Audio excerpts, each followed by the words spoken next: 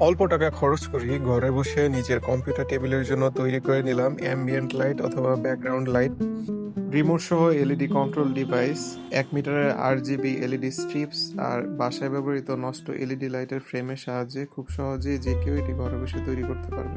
প্রথমে এলইডি লাইটের ডিফিউজারটি তার ফ্রেম থেকে খুলে নিয়ে পরিষ্কার করে নিতে হবে সুন্দর মতো।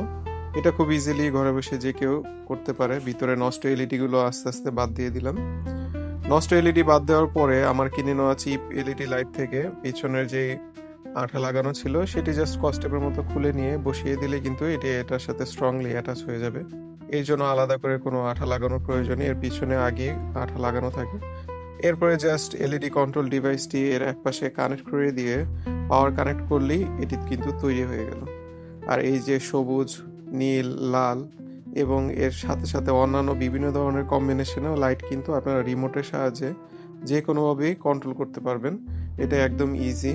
টেবিলের পেছনে ব্যাকগ্রাউন্ডে যে কোনো এক সাইডে লুকিয়ে রেখে কিন্তু এর সাহায্যে সুন্দর একটি লাইটিং এনভায়রনমেন্ট পাওয়া সম্ভব, যেটি আমি পেয়েছি আমার এই কম্পিউটার টেবিলের পেছনে সেট করে।